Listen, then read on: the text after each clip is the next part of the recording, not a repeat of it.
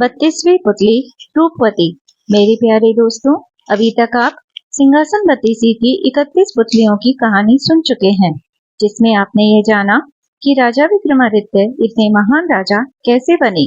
और इन कहानियों के द्वारा हमने राजा विक्रमादित्य की वीरता, शौर्य और दानवीरता को जाना, और जो ये साबित करते हैं कि वे इसीलिए इंद्र के सिंहासन के सच्चे उत्तराधिकारी थे। राजा विक्रमादित्य जैसा राजा सदियों में कोई एक ही पैदा होता है। इन कहानियों के द्वारा राजा विक्रमादित्य की हमने बहुत सारी विशेषताओं को जाना।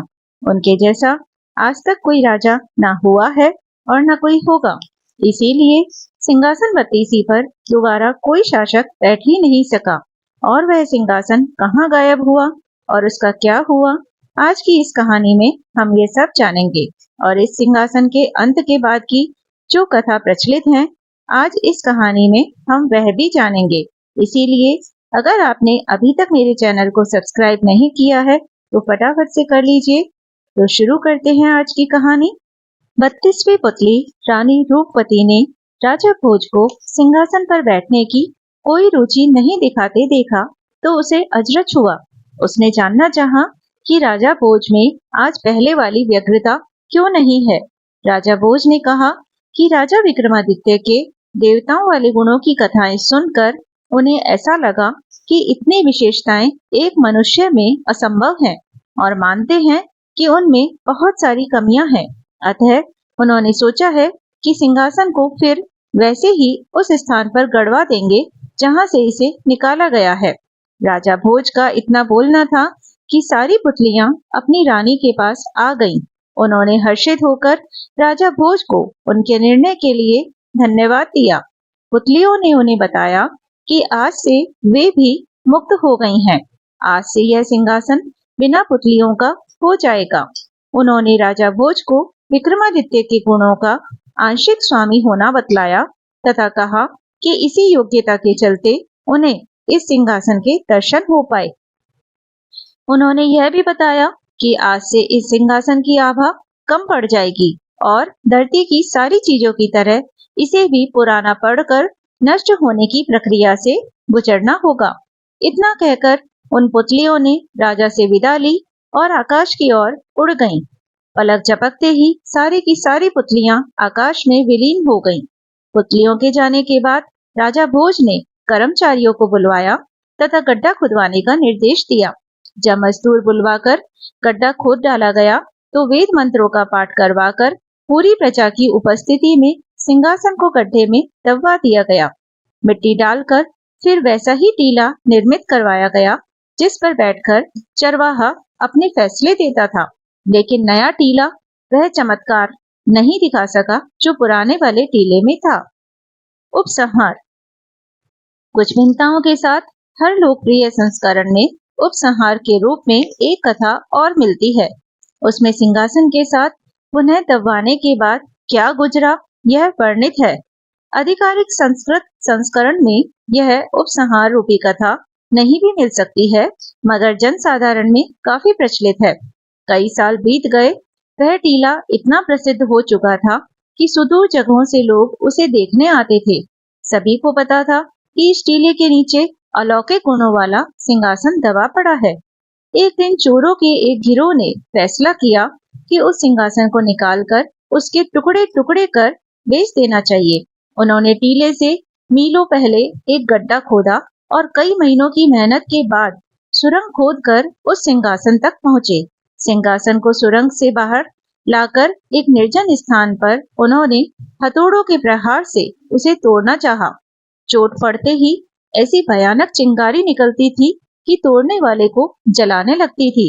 सिंहासन में इतने सारे बहुमूल्य रत्न माणिक्य जड़े हुए थे कि चोर उन्हें सिंहासन से अलग करने का मोह नहीं त्याग रहे थे।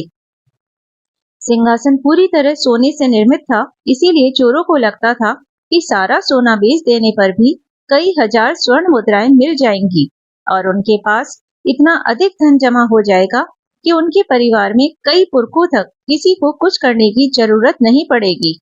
वे सारा दिन प्रयास करते रहे, मगर उनके प्रहारों से सिंहासन को रत्ती भर भी क्षति नहीं पहुंची। उल्टे उनके हाथ चिंगारियों से झुलस गए और चिंगारियों को बार बार देखने से उनकी आंखें दुखने लगी। वे थक कर बैठ गए और सोचते सोचते इस नतीजे पर पहुंचे कि सिंहासन भूतहा है। भूतहा होने के कारण ही राजा भोज ने इसे अपने उपयोग के लिए नहीं रखा। महल में इसे रखकर जरूर ही उन्हें कुछ परेशानी हुई होगी, तभी उन्होंने ऐसे मूल्यवान सिंहासन को दोबारा जमीन में दबा दिया। वे इसका मोह राजा भोज की तरह ही त्यागने की सोच ही रहे थे, तभी उनका मुखिया बोला कि सिंहासन को तोड़ा नहीं जा सकता, पर उसे इसी अवस्था में उठाकर दूसरी जगह तो ले जाया जा सकता है। चोरों ने उस सिंहासन को अच्छी तरह कपड़े में लपेट लिया और उस स्थान से बहुत दूर किसी अन्य राज्य में उसे उसी रूप में ले जाने का फैसला कर लिया। वे सिंहासन को लेकर कुछ महीनों की यात्रा के बाद दक्षिण के एक राज्य में पहुंचे। वहां किसी को उस सिंहासन के बारे में कुछ पता नहीं था। उन्होंने जौहरियों का वेश धारण कर उस राज्य के राजा से मिलने की तैयारी की। उन्होंने राजा को वह रत्न जड़ित स्वर्ण सिंहासन दिखाते हुए कहा कि वे बहुत दूर के रहने वाले हैं तथा उन्होंने अपना सारा धन लगाकर यह सिंहासन तैयार करवाया है। राजा ने उस सिंहासन की शुद्धता की जांच अपने राज्य के बड़े बड़े सुनारों और जौहरियों से करवाई। सबने उस सिंहासन की सुंदरता और शुद्धता की तारीफ करते हुए राजा को वह सिंहासन खरीद लेने की सलाह दी। राजा ने चोरों को उसका मुंह मांगा मूल्य दिया और सिंहासन अपने बैठने के लिए ले लिया। जब वह सिंहासन दरबार में लगाया गया तो सारा दरबार अलौकिक रोशनी से जगमगाने लगा। उसमें जड़े हीरों और माणिक्यों से बड़ी मनमोहक आभा निकल रही थी। राजा का मन भी ऐसे सिंहासन को देखकर अत्यधिक प्रसन्न हुआ। शुभ मुहूर्त देखकर राजा ने सिंहासन की पूजा विद्वान पंडितों से करवाई और उस सिंहासन पर नित्य बैठने लगा। सिंहासन की चर्चा दूर दूर तक फैलने लगी। बहुत दूर दूर से राजा उस सिंहासन को देखने के लिए आने लगे। सभी आने वाले उस राजा के भाग्य को धन्य कहते, क्योंकि उसे ऐसा अद्भुत सिंहासन पर बैठने का अवसर मिला था। धीरे धीरे यह प्रसिद्धि राजा भोज के राज्य तक भी पहुंची। सिंहासन का वर्णन सुनकर उनको लगा कि कहीं विक्रमादित्य का सिंहासन न हो। उन्होंने तत्काल अपने कर्मचारियों को बुलाकर विचार विमर्श किया और मजदूर बुलवाकर टीले को फिर से खुदवाया गया। खुदवाने पर उनकी शंका सत्य निकली और सुरंग देखकर उन्हें पता चल गया कि चोरों ने वह सिंहासन चुरा लिया है। अब उन्हें यह आश्चर्य हुआ कि वह राजा विक्रमादित्य के सिंहासन पर आरूढ़ कैसे हो गया। क्या वह राजा सचमुच विक्रमादित्य के समकक्ष गुणों वाला है? उन्होंने कुछ कर्मचारियों को लेकर उस राज्य जाकर सब कुछ देखने का फैसला किया। काफी दिनों की यात्रा के बाद वे वहां पहुंचे तो उस राजा से मिलने उसके दरबार पहुंचे। उस राजा ने उनका पूरा सत्कार किया तथा उनके आने का प्रयोजन पूछा। राजा भोज ने उस सिंहासन के बारे में राजा को सब कुछ बता दिया। उस राजा को बड़ा आश्चर्य हुआ। उसने कहा कि उसे सिंहासन पर बैठने में कभी कोई परेशानी नहीं हुई। राजा भोज ने जोशियों और पंडितों से विमर्श किया तो वे इस निष्कर्ष पर पहुंचे कि हो सकता है कि सिंहासन अब अपना सारा चमत्कार खो चुका हो। उन्होंने कहा कि हो सकता है कि सिंहासन अब सोने का ना हो तथा रत्न और माणिक्य कांच के टुकड़े मात्र हों।